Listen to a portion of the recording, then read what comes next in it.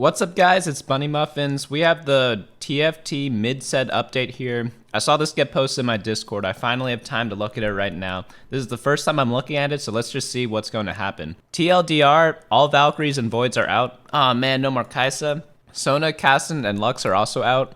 New champions are Zed, Vane, Riven, and Janna.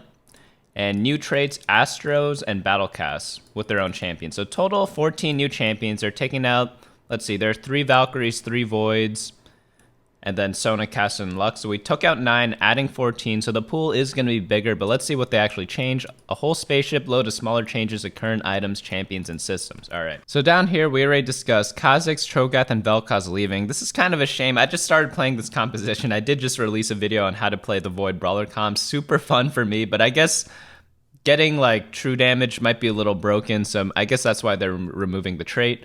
They also had this back in set 1 as well, so maybe they didn't want the game to be too repetitive. Valkyries are out. Kai'Sa, Kayle, Misfortune. These are probably 3 of the best units of this set. Kai'Sa's the carry for Mech Infiltrator, Kayle's the carry for all Kayle comps, and Misfortune's probably the strongest legendary right now. And I guess we're going to have a bunch of new carries now. I guess it was getting a little stale because all these 3 were super, super strong. So we'll see. I'm going to miss them, but maybe the new champions are even cooler. So Sona's getting gone because CC's cleanse was getting a little too powerful. Kassadin's gone. Kassadin, I think he was one of the strongest, probably like the most underrated champion, I guess we could say. He was kind of like always super strong, but he was never the star of a composition, but he was included in a lot of different compositions.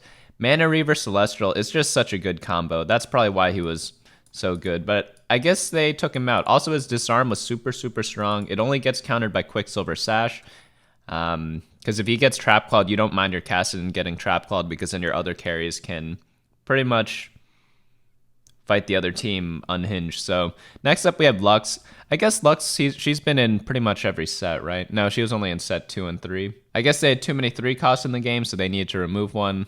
I guess they decide to remove Lux since her and Xerath share the same trait. All right, let's see what's going on next. We're adding in Vane. Okay, Vane is a tier 3 cybernetic sniper. Oh, dude, cybernetic's going to be broken then. They have a new option that's not Echo. They're probably going to nerf the trait to compensate this, but we'll see in the final patch notes. I believe this comes out in 10.12, so it's not this week. It's going to be 2 weeks from now when this comes out. I think sometime in June. So final hour, Vane focuses for 10 seconds, tumbling away from her target immediately and every third attack thereafter. So they're kind of combining 2 of Vane's abilities. Vane is invisible while tumbling, and her first attack after each tumble deals like a percentage of her attack damage. Echo gives okay, yeah, we already discussed this. So the cybernetics is going to be much stronger now. They're just going to have to nerf the trait in order to make this addition balanced. So I suspect they'll do something like that to compensate for that. So maybe Aurelia becomes slightly weaker because she doesn't get as much attack damage from the cybernetic buff, but maybe they just leave it as is and make everything else more powerful as well. Zed is next. He's tier 2 Rebel Infiltrator. His ability is a passive, Contempt for the Weak. Every third attack, Zed deals bonus magic damage and steals their current attack damage. Ooh, that's actually kind of interesting, stealing the attack damage part. So he'll bring some unique capabilities to the Rebel lineup, and as an infiltrator, he can jump away from the Rebel clump. Oh, I like that addition. I didn't think about that yet. And he serves as a great anti-carry who could steal away carefully stacked attack damage. I definitely like that Rebels get another trait because now they can add in an infiltrator late game. So if Echo ever becomes a real champion, we can see Zed coming back in. And I also guess he's replacing Kai'Sa as one of the infiltrators. Next up, we have Riven. She is a Chrono Blade Master, so her and Shen are Chrono Blade Masters. Kayle is out of the game, so you can't do like Kayle, Shen, and Riven. But let's see what she does. Riven dashes and shields herself for a bunch of shields, and then slashes forward, dealing 100, 150, and 450 magic damage. Every third cast, Riven leaps into the air and launches a wave of energy that deals a bunch of magic damage as well. So she gets a shield, she gets a slash, and then she gets a wave of damage as well. So that's like kind of cool. I guess on the third cast. How much mana does she have? Doesn't say. I'm assuming it's gonna work like Yasuo, so she's probably gonna have a small mana pool. And I'm talking about Yasuo from set 1, not the recent Yasuo. But Blade Masters have all been pretty similar and have required similar items, but that's about to change. Riven loves AP items. Dude, I love that. I love that. Luden's Echo, I'm assuming, would be great on her because I'm assuming it's going to be a short cast, similar to Yasuo from set 1. That's what it really looks like right here. Next up, we have new traits and even more new champions. All right. Oh, yeah, because these were just the replacements for the ones we're taking out. And we get the Battlecast trait. Okay, Battlecast champions, upon dealing or taking 10 instances of damage, trigger a bonus effect based on their current health. If they're above half health, they deal magic damage to the nearest enemy. If they're below half health, they heal for a bunch of health instead. So we have Alawi, Nocturne, Infiltrator, Kog'Maw, Blaster. Interesting how he's a blaster. Isn't he like a void being or something? He shoots out of his mouth. Cassiopeia is a mystic. Ooh. I would think Cassiopeia would be, what are they called? Sorcerer or something like that. But I guess Mystic might work. Victor, Sorcerer for sure. Urgot.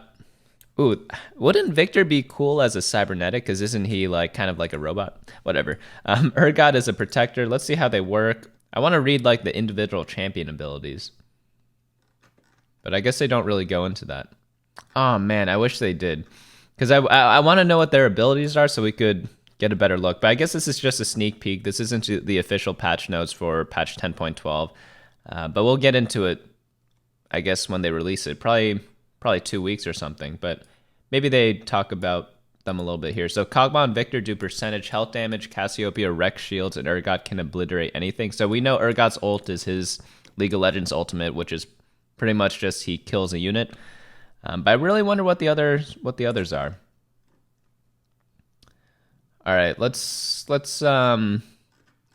to the next trait. So we have Astro. Oh no, dude, they have this guy in there. Oh man, that's gonna be awesome. So 3 Astros, and the trait is reduce your Astro champ's mana cost by 30.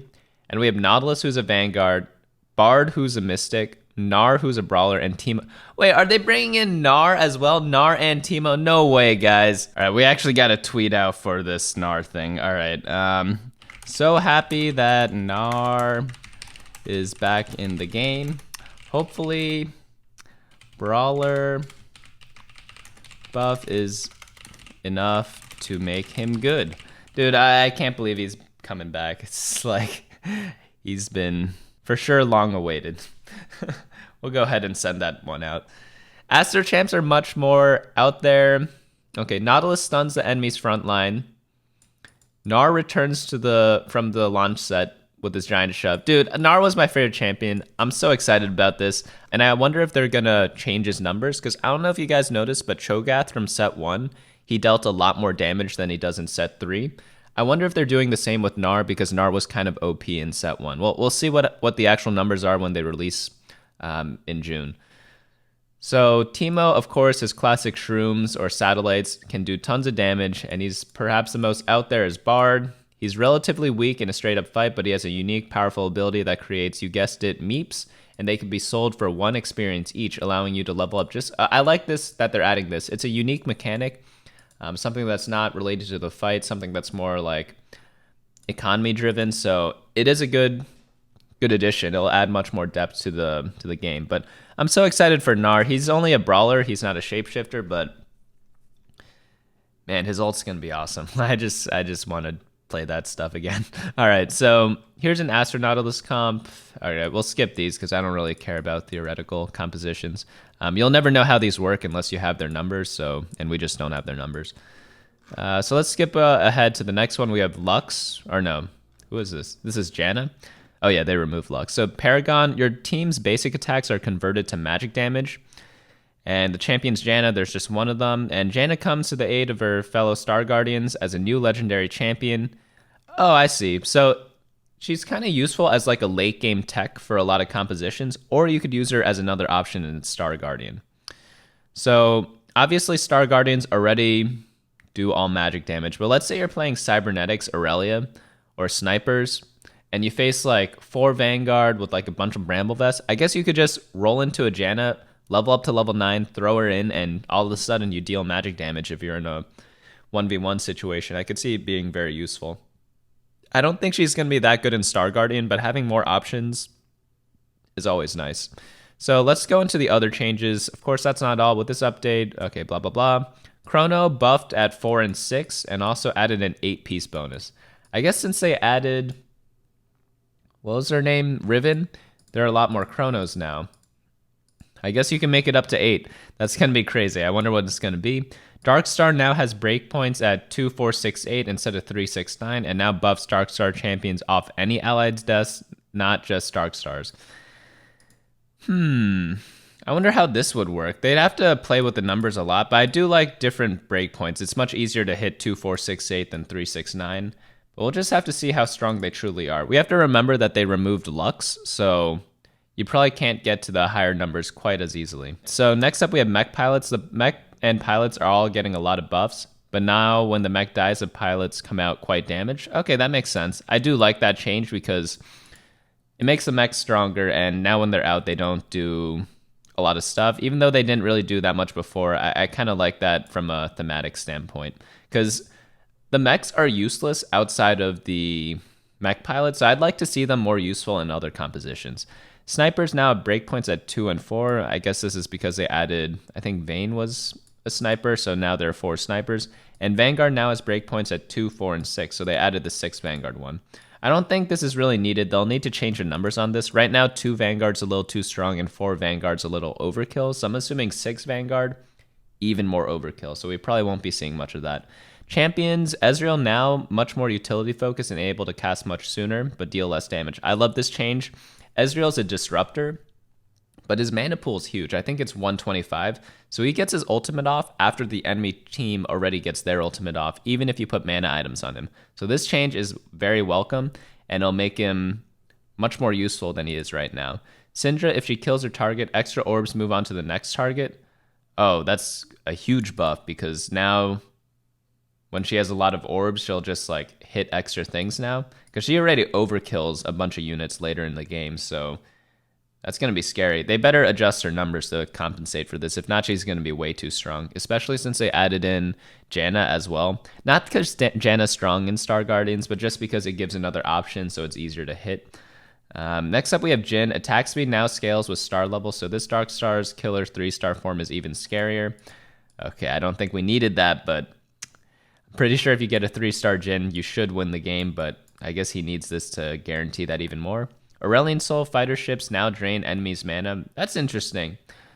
It's kind of a cool thing, but I wonder if that makes him too weak, because when Asoul was strong, he would kill things right away, but now he doesn't really kill that much, so I guess draining mana kind of compensates for that and doesn't make him too strong by just killing everything on sight.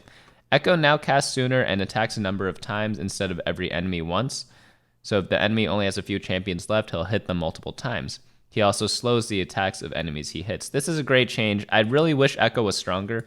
I've watched my friend hit 3-star Echo and he didn't win the game. Whenever you hit a 3-star legendary, you probably should be able to win the game, but he had 3 items on his Echo and he still lost the other team. I forgot what they were playing, but it just goes to show how weak Echo is in this set, and I'm glad they're buffing him to make him just a smidge stronger. So items, we have Infinity Edge, now sets a holder's critical strike chance to 100, but also does less bonus damage. So this is kind of like sort of the Divine now, but I guess automatically giving 100% crit chance, so that's kind of cool. Rapid Fire Cannon now, in addition to extra range, your attacks can't miss again. I wonder why they're adding this now, and why they didn't add this before, because I really feel like there's a lot of dodge in the game, and adding this to an item or a trait was always... It's always nice to have a way to have counterplay. So I wonder what took them so long to add this into the game, but I'm glad they finally did again. Seraph's Embrace. Oh no, they're removing this one. This is one of my favorite items. Replaced by a Summoner's Rift Classic blue buff. Okay, so they have red buff and blue buff. That actually makes a lot of sense. So after each spell cast, the holder's mana is set to 20. Okay, so it's the same exact item. Okay, I'm not too mad then. Yeah, that makes sense. Now they have both buffs in the game. It's not like inconsistent. All right, yeah, I like this change. Wait, holders... Yeah, I think this is the same, because right now Seraph's gives 20 mana, so if they set the mana to 20, that does the same thing, right? Demolitionist Charge, join the Battlecast lineup, replaced with Battlecast Armor. Okay, grants aware Battlecast trait. Okay, yeah, Demo Spat was a little broken. It was by far the strongest spatula item because turns out stunning a bunch of people on any ability is going to be broken because stun is, well, we all know it's probably one of the best abilities in the game. So yeah, I don't know why they put this into the game in the first place. I probably think they wanted some cool plays, but replacing it makes complete sense because this was broken. Like, there's just no getting around that. Galaxies, no new galaxies in 10.12, but they're removing the Lilac Nebula. Everyone hated this map because if you get the best champion, you just have such a free game. If you get the worst one, you're just really in a tough spot and you have to play from a lose streak automatically. And this was just based off carousel. I don't think being good at carousel is like should determine how good you are at teamfight tactics. So I'm glad they're removing it. It was fun when you high roll this, but whenever you low roll it, it just deletes all the fun that you had in previous games. So starting in 10.13, we'll be adding and removing one galaxy each patch for the remainder of the galaxy set. That's good, because I feel like we're being a little overwhelmed with the amount of galaxies right now. So this is a welcome change for me. Other changes, tier 3 champ pool expanded from 16 copies to 18 each. This is good. So now more than 2 people can go for one comp without it being super bad for one player, or both players. So this should reduce the amount of people typing in their comps in the beginning of the game, I hope. But we'll see what actually happens. Champions can now sell back for their full value. For example, 2-star copies of 3-cost units will sell for 9 gold instead of 5. Whoa, this is a huge change, actually. So there's no punishment for like completing champs anymore, which means that we probably want to adjust our playstyles to probably be greedier on our bench and completing everything, because you could just sell them back later. Huh. That is very interesting. So this, for example, right now, if you're playing like a flexible playstyle, you could just complete any random 4-cost. So you should be doing that in the next update. But once you find the champions that you actually want to play, you just sell them and you don't get punished at all. I don't know. I kind of like having the selling of the, like, at a reduced cost, because it makes you think more and makes you have to commit in different ways. But we'll test this out. Maybe this happens to be really cool, good for the game, but we can't really tell right now unless we try it. So now Nico's help always works, and if there's none left in the pool, Nico will create a temporary extra champion just for you. This change I don't like at all. I guess it feels bad when you try to Nico something and it doesn't work, but I feel like a champion pool is a champion pool. Well, again, we'll see how this works, but I wonder what their rationale for changing this was, because they obviously had a reason to make it work the way it did before. So I do wonder what's happening there. So that's not even everything. Take a look when it all comes to PBE in the next few days and let us know what you think.